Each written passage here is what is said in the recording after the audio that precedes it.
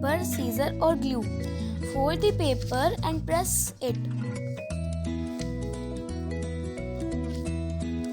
Then we have to fold it one more time and press it.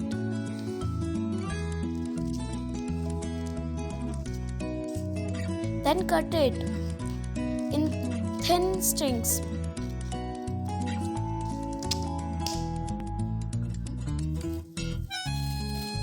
After completed, open it and paste its corner with each other.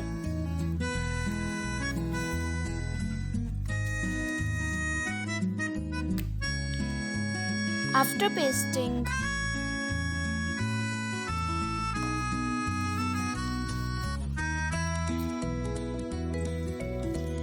now your look is completed.